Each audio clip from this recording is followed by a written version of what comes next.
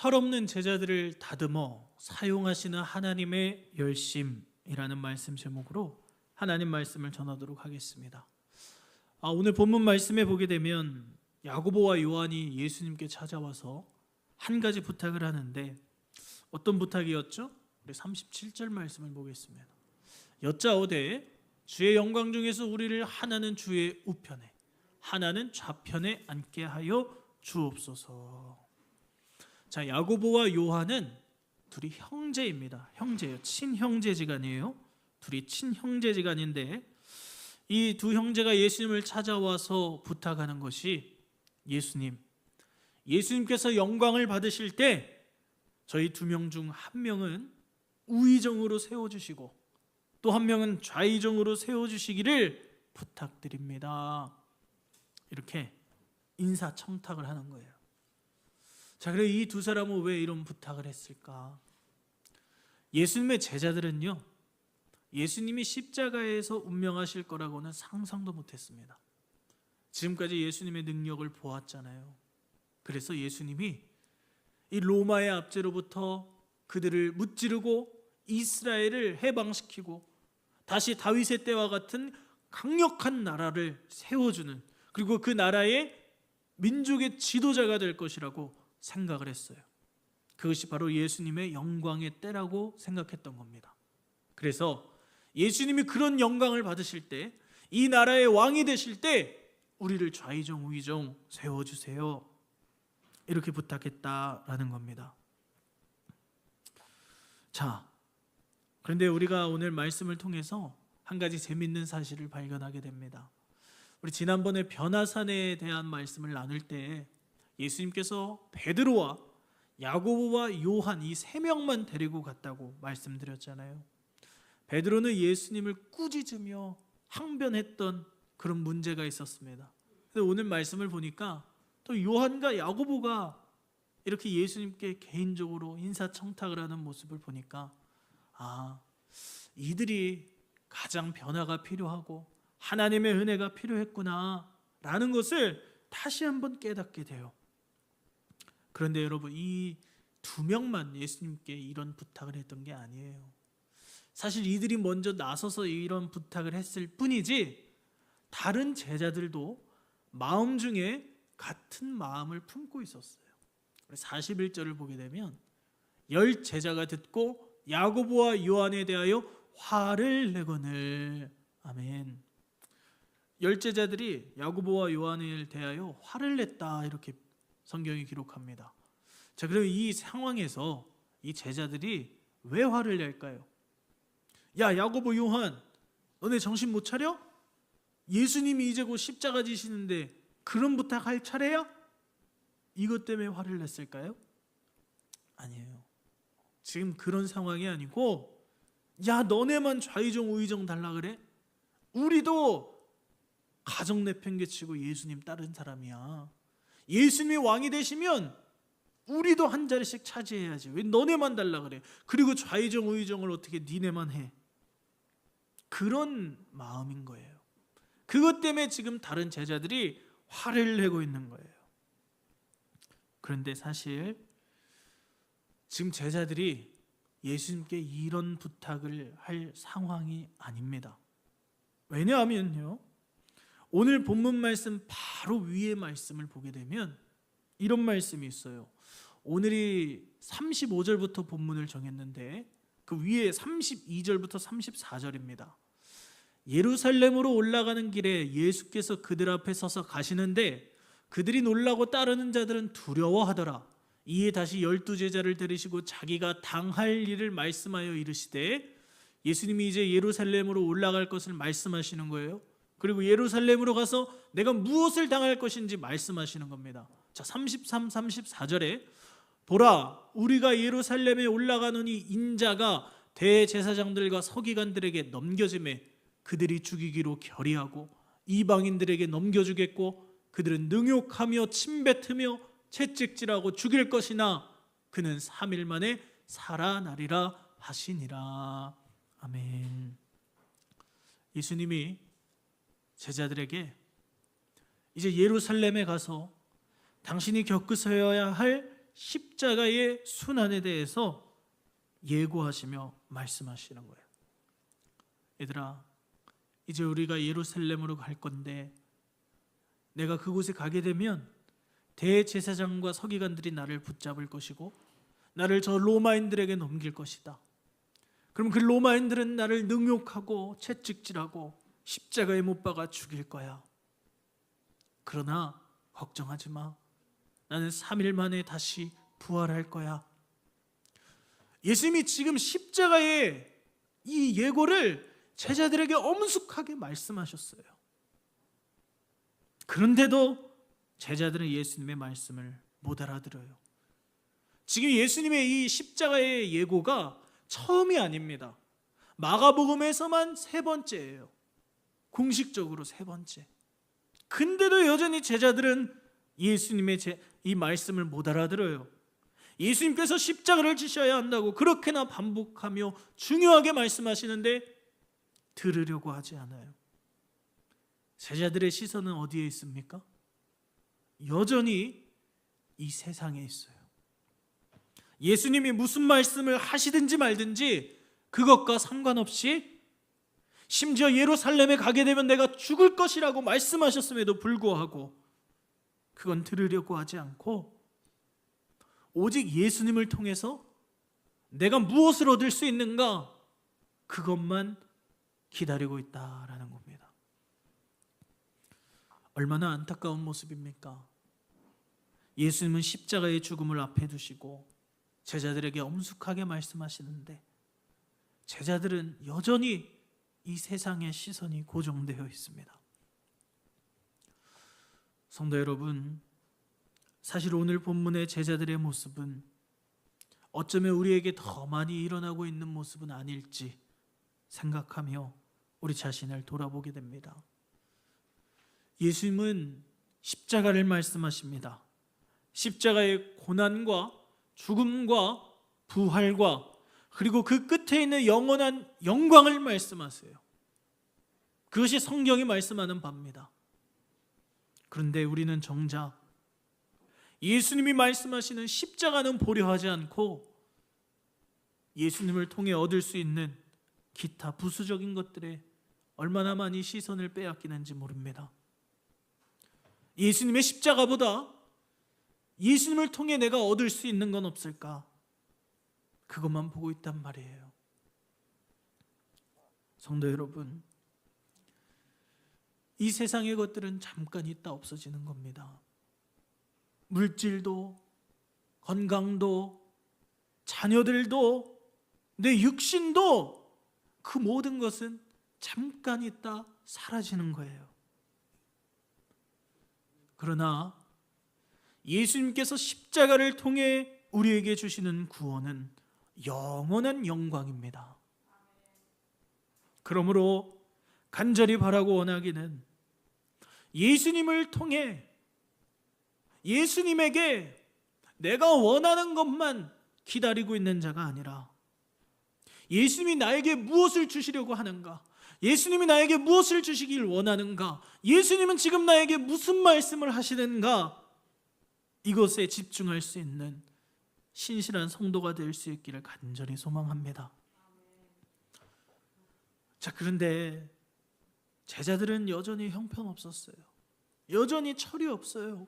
예수님이 십자가를 말씀하시는데도 세상에 좌의정 우의정 세워달라고 요청하고 있잖아요. 그런데 예수님은 이런 제자들을 다듬어 가세요. 자, 그래서 요한과 야고보를 향해 예수님이 이렇게 말씀하십니다. 38절에 예수께서 이르시되 너희는 너희가 구하는 것을 알지 못하는도다. 내가 마시는 잔을 너희가 마실 수 있으며 내가 받는 세례를 너희가 받을 수 있느냐. 아멘. 너희는 지금 너희가 구하는 것이 무엇인지 알지 못한다라는 거예요. 그렇지 않습니까, 여러분? 예수님이 마시는 잔은 고난의 잔이에요. 예수님이 받으신 세례는 십자가의 세례입니다. 인류의 죄를 대속하시기 위해 아무 흠도 없으신 하나님의 아들이 이 땅 가운데 오시고 인류의 죄를 친히 전가받으시고 담당하셔서 십자가에서 그 죄를 단번에 해결하시는 그 잔이고 그 세례란 말이에요. 그런데 제자들은 이 십자가의 영광이 어떤 의미인지도 모르고 주여 영광의 때에 우리가 좌우편에 있게 하여 주옵소서 이렇게 요청하는 거예요. 여러분, 이들의 이러한 부탁이 이루어지려면 예수님이 십자가에서 돌아가실 때 요한과 야고보 그리고 이 두 명과 같은 마음을 품었던 10명의 제자들은 모두 십자가에 같이 매달려야 했습니다. 우리는 예수님의 제자입니다. 예수님을 죽이려거든 우리도 죽이십시오. 그것이 예수님의 영광에 참여하는 모습이었습니다. 그런데 결국 이 제자들이 어떻게 할까요? 예수님이 잡히시던 밤 다 도망갑니다. 다 주님 곁을 떠나가요. 그리고 예수님이 십자가에서 돌아가셨을 때 이미 제자들은 고향으로 돌아가서 다시 그물을 던지는 예전의 삶으로 돌아갔단 말입니다. 전혀 예수님과 함께 십자가 위에서 좌우편에 매달리지 못합니다. 그래서 예수님이 말씀하시는 거예요. 너희는 너희가 구하는 것을 알지 못하는도다. 내가 마시는 잔을 마실 수 있겠느냐? 그런데 제자들은 이런 예수님의 마음도 모르고 이렇게 대답합니다. 우리 39절에 앞부분만 보겠습니다. 그들이 말하되 할 수 있나이다. 지금 요한과 야고보가 할 수 있대요. 물론 지금 이 상황을 모르니까 이렇게 대답하는 겁니다. 예수님이 말씀하시는 그 영광이 무엇인지 모르니까 할 수 있다고 고백하는 거예요. 이들은 예수님이 십자가에 달려서 돌아가실지 꿈에도 상상 못했어요. 그것이 하나님의 계획인지 꿈에도 몰랐습니다. 그러니까 지금 할 수 있다고 자신 있게 고백하는 거예요. 자, 그런데 너무나도 신비하게 이런 제자들의 고백을 받으시고 예수님은 그들이 정말 십자가의 길을 걸을 수 있도록 다듬어 가시고 만들어 가십니다. 먼저 39절 후반부를 포함해서 전체 말씀을 보면 이렇게 기록합니다. 그들이 말하되 할 수 있나이다. 제자들이 할 수 있대요. 그 영광에 참여할 수 있대요. 그랬더니 예수께서 이르시되 너희는 내가 마시는 잔을 마시며 내가 받는 세례를 받으려니와. 아멘. 예수님이 뭐라고 말씀하시죠? 너희는 내가 마시는 잔을 마실 거야. 내가 받는 세례를 받게 될 거야. 이것은 지금 당장 그렇게 된다는 것이 아니라 앞으로 그렇게 될 수 있도록 내가 만들어 가시겠다라는 예수님의 선언입니다. 이 제자들은 이 잔이 십자가의 잔인지 모르고 할 수 있다고 고백했지만 예수님은 정말 그 제자들이 십자가의 잔을 마실 수 있는 제자들로 거듭나게 하세요. 실제로 이 두 형제 중에 형이었던 야고보는 예수님의 12제자 중에 가장 먼저 순교를 하는 사람으로 성경에 기록이 됩니다. 우리 사도행전 12장에 보게 되면 이렇게 기록해요. 그때에 헤롯 왕이 손을 들어 교회 중에서 몇 사람을 해하려 하여 요한의 형제 야고보를 칼로 죽이니. 아멘. 예수님이 부활하시고 또 승천하신 후에 제자들은 성령을 받습니다. 하나님의 영이 제자들에게 임해요. 그래서 이 12제자들, 즉 12사도들을 중심으로 초대교회는 엄청난 부흥의 역사가 일어납니다. 또 그와 동시에 초대교회를 향한 엄청난 핍박이 시작돼요. 예수 믿으면 죽이는 거예요. 그래서 사도행전에 기록된 첫 번째 순교자는 사도행전 7장에 기록된 스데반 집사님입니다. 그분은 믿음을 지키다가 돌에 맞아 죽어요. 근데 예수님의 12제자 중에 가장 먼저 순교한 사람은 바로 야고보였어요. 오늘 예수님께 주님이 영광 중에 계실 때 저희가 좌우편에 있게 하여 주옵소서, 요청했던 야고보가 12제자 중에 가장 먼저 순교했다라는 겁니다. 예수님께서 처음 십자가를 지실 때 비록 도망가는 연약한 모습을 보였지만 하나님께서 성령을 보내주시고 그에게 역사하사 믿음을 주심으로 변화시켜 주시니 이제는 복음을 위해서라면, 예수님을 위해서라면 죽음도 두려워하지 않는 믿음의 사람으로 변화되었다라는 겁니다. 그렇게 야고보는 12제자 중 가장 먼저 순교를 함으로 하나님께 영광을 돌리게 됩니다. 자, 그럼 요한은 어떻게 될까요? 요한은요, 예수님이 십자가에서 운명하실 때 그 자리를 끝까지 지켰던 유일한 제자였습니다. 다른 제자들은 다 도망갔어요. 12명의 제자들 다 도망갑니다. 그런데 요한만은 그 자리를 끝까지 지켰습니다. 그래서 예수님은 이 요한에게 특별한 임무를 수여하세요. 예수님의 육신의 어머니였던 마리아를 모시는 사명입니다. 우리 요한복음 19장을 보겠습니다.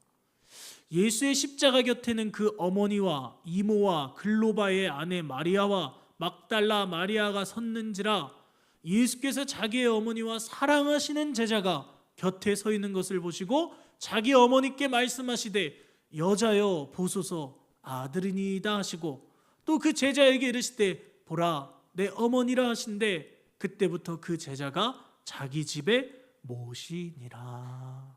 아멘. 예수님이 십자가에서 운명하실 때 예수님을 끝까지 따랐던 사람은 총 5명입니다. 어머니 마리아를 포함하여 4명의 여인, 그리고 사랑하시는 제자입니다.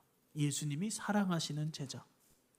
본문 26절에 기록된 예수님이 사랑하시는 제자는 바로 사도 요한이었습니다.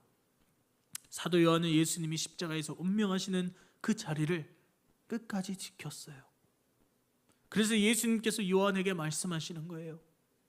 요한아, 이제 내 어머니 마리아가 너의 어머니다. 성도 여러분, 이건 무슨 말씀이죠? 요한아, 이제 내가 이 세상에 어머니와 함께 거할 수 없으니 우리 어머니를 네가 잘 보필하고 모셔라 라는 예수님의 마지막 명령 아니겠습니까? 그리하여 사도 요한은 다른 11명의 제자들과는 다른 길을 걷게 됩니다. 다른 11명의 제자들은 이 복음을 들고 세상에 나아가 치열한 영적 전투를 벌였지만 요한은 묵묵히 예수님의 어머니인 마리아를 모시는 그 사명을 감당했다라는 거예요. 그런데 이것은 끝까지 십자가의 자리를 지켰던 제자 요한만이 누릴 수 있는 어마어마한 특권이었습니다. 생각해 보십시오. 제자들은 예수님과 함께한 시간이 3년 남짓밖에 되지 않아요. 예수님의 전부를 알 수 없어요. 그러나 마리아는 예수님의 어머니입니다. 어머니는 자식의 특별한 순간을 다 기억하죠. 처음 걸었던 날, 처음 말을 했던 날, 예수님의 모든 순간을 마리아는 기억했을 거예요. 모든 특별했던 순간을. 즉, 다른 제자들은 알 수 없는 예수님의 이야기를 사도 요한은 이 마리아를 모시면서 알게 되는 거예요. 그래서 사도 요한이 작성하게 된 요한복음은 다른 공관복음인 마태, 마가, 누가복음과는 다른 관점이 다른 특별한 복음서가 될 수 있었다라는 겁니다. 마태, 마가, 누가복음은 같은 관점으로 기록됐다 하여 공관복음이라고 합니다. 그런데 요한복음은 공관복음이 아니에요. 관점이 달라요. 그렇지 않겠습니까? 사도 요한의 예수님의 어머니가 보았던 모습을 직접 들었던 거예요. 그리고 그것을 참고하여 성령의 감동 아래서 요한복음을 작성했으니 마태, 마가, 누가복음과는 뭔가 다른 특별함이 있지 않겠습니까? 그러니 다른 세 가지 공간 복음서와는 관점이 또 다른 깊은 영적 통찰을 담은 새로운 복음서가 탄생할 수 있었다라는 겁니다. 그것뿐입니까? 사도 요한은 요한복음을 포함하여 요한 1, 2, 3서와 요한계시록까지 작성하여 신약 성경의 총 5권을 작성하게 되는 영광을 누립니다. 형이었던 야고보가 사도들 중에 가장 먼저 순교함으로 하나님께 영광을 돌렸다면, 동생인 요한은 끝까지 살아남아서 성경을 5권이나 기록하며 하나님께 영광을 돌렸다라는 거예요. 좌에서 우는 끝에서 끝을 말합니다. 따라서 오늘 본문에서 요한과 야고보가 예수님이 영광을 받으실 때 저희도 좌우에 앉게 해달라고 했던 그 고백은 형인 야고보가 가장 먼저 순교함으로 하나님께 영광을 돌리고, 동생인 요한이 예수님의 어머니 마리아를 모시며 끝까지 살아서 5권의 성경을 기록하며 하나님께 영광을 돌림으로 결국 그 고백이 이루어졌다라는 겁니다. 이들은 가장 처음과 가장 마지막을 장식하며 예수님의 십자가의 좌우를 장식하는 영광에 참여하게 되었다라는 겁니다. 자, 그렇다면 이들이 이렇게 될 수 있었던 이유는 어디에 있습니까? 요한과 야고보의 믿음이 대단해서입니까? 아닙니다. 이들은 형편없는 믿음을 가진 사람들이에요. 예수님은 십자가를 말씀하시는데 여전히 세상의 것을 구하는 제자들이었습니다. 그렇기에 이들의 믿음이 좋아서 쓰임받은 것이 아니에요. 예수님을 배신하고 도망갔던 연약한 제자들임에도 불구하고 포기하지 않으시고 그들과 끝까지 함께 하셨던 하나님의 사랑과 하나님의 열심이 이들을 예수님이 걸어가신 십자가의 잔을 함께 마시는 제자들로 거듭나게 하셨다라는 겁니다. 그러므로 사랑하는 성도 여러분, 우리의 연약한 모습으로 너무 실망하지 마시길 바랍니다. 우리는 그 본질 자체가 원래 형편없는 거예요. 그것이 우리의 현실이에요. 그러나 그런 나를 다듬어 가시고 만들어 가시는 하나님의 놀라운 은혜와 역사를 기대하시길 바랍니다. 지난주 말씀이 뭐였습니까? 부자는 하나님 나라에 들어가기가 낙타가 바늘기로 통과하는 것보다 어렵다라는 예수님의 말씀에 제자들이 도대체 누가 구원을 받을 수 있는가 의문을 갖습니다. 그러자 예수님의 말씀이 사람은 할 수 없지만 하나님은 하실 수 있느니라. 아멘이십니까? 성도 여러분, 우리는 할 수 없어요. 우리는 할 수 없지만 하나님은 하실 수 있는 거예요. 지금 나의 모습이 형편없는 것 같아도 이런 나에게 하나님의 영이신 성령님이 임하시면 믿음의 사람으로 거듭나는 거예요. 내가 하는 게 아니에요. 나는 형편없음을 인정하세요. 나는 연약하고 부족한 죄인임을 인정하세요. 그리고 하나님의 은혜를 구하세요. 하나님의 영이신 성령님이 임하셔서 우리가 믿음의 사람으로 거듭날 수 있도록 도와주시는 줄 믿습니다. 나이가 많아서 안 된다고요? 나이는 문제가 되지 않아요. 모세는 80세에 하나님의 부르심을 받아 이스라엘 백성들을 출애굽시켰고, 아브라함과 사라는 100세와 90세에 믿음의 아들 이삭을 낳습니다. 갈렙은 85세라는 나이에 이 산지를 내게 주소서 고백하며 가나안 정복 전쟁에 참여했다라는 거예요. 그럼 노년에만 하나님을 만날까요? 아니에요. 다윗과 요셉은 이미 어린 시절 하나님을 경험합니다.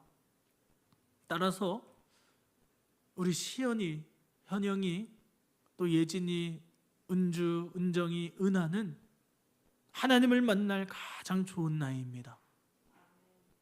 이처럼 하나님의 역사에는 나이가 중요한 게 아니에요. 나이가 많고 적음이 중요한 게 아니라는 겁니다. 지금 우리의 나이는 하나님을 만날 가장 좋은 나이고 하나님의 살아계심을 경험할 가장 좋은 나이임을 믿으시길 바랍니다. 오늘 본문에 기록된 요한과 야고보 그리고 10명의 다른 제자들은 비록 예수님이 마시는 잔과 예수님이 받으시는 세례가 무엇인지도 모르고 그 자리에 내가 함께 해달라고 요청했습니다. 그러나 예수님은 그들의 요청을 들어주셨어요. 하물며 주님께 쓰임받는다는 것이 무엇인지 아주 조금은 알고 있는 우리가 주여 연약하고 부족한 저희들을 불쌍히 여겨주시고 이런 저희들을 변화시켜 주셔서 하나님의 나라를 위하여 사용해 주세요 라고 고백한다면 하나님은 우리의 그 고백을 기쁘게 들으시고 하나님 나라를 위하여 귀하게 사용하실 줄로 믿습니다. 오늘 말씀을 정리하겠습니다. 사랑하는 성도 여러분, 예수님의 제자들이 하나님의 나라를 위하여 아름답게 그리고 영광스럽게 쓰임받을 수 있었던 비결은 그들의 어떠함이 아닙니다. 그들이 믿음이 있어서, 그들이 대단해서, 그들의 열심이 유별나서 그것 때문에 쓰임받은 게 아니에요. 사실 그들은 우리와도 비교할 수 있는 지극히 평범한 자들입니다. 아니 어쩌면 우리보다 더 형편없는 사람들이에요. 그래서 예수님이 그들을 택하셨는지도 모르겠습니다.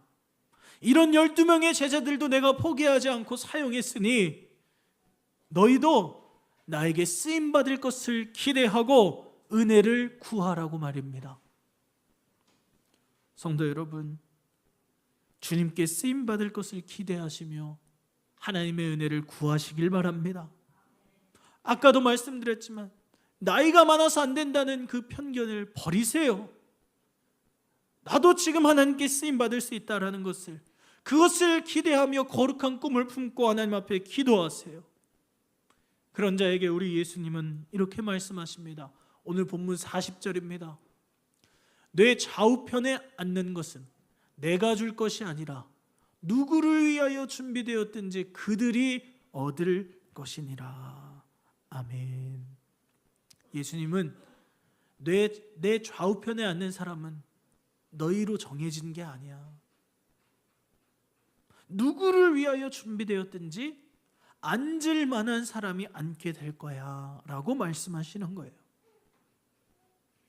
그렇다면 성도 여러분, 이 세상에서 나의 전부를, 나의 생명까지 걸어볼 만한 가치가 있는 일이 있다면 그것은 어떤 일이겠습니까? 훗날 예수님의 좌우편에 앉는 그 영광스러운 일 아니겠습니까? 물론 감히 예수님의 좌우편은 엄두도 나지 않습니다. 내가 뭐라고 예수님의 좌우편에 앉을 수 있겠어요? 천국만 가도 감사하죠. 나 같은 거 구원해 주신 것만 해도 감사하죠. 내가 뭐라고 그 좌우편을 달라고 주님께 구하겠습니까? 그래도 우리가 이 세상을 살아가면서 우리의 전부를 걸 만한 가치 있는 일이 한 가지 있다면 그것은 당연히 나의 호흡이 다하고 이 세상을 떠나 주님을 만났을 때 주님께서 나에게 잘했다라고 칭찬해 주시고 영광의 면류관을 씌워주셔서 그 칭찬을 들으며 하나님 나라의 천국잔치에 참여하는 것이야말로 이 세상의 그 무엇과도 비교할 수 없는 나의 전부를 걸어볼 만한 영원한 가치가 있는 일인 줄로 믿습니다. 그러므로 그 영원한 가치를 바라보며 주님께 쓰임받기를 사모하는 저와 여러분이 될 수 있기를 주님의 이름으로 간절히 축원합니다.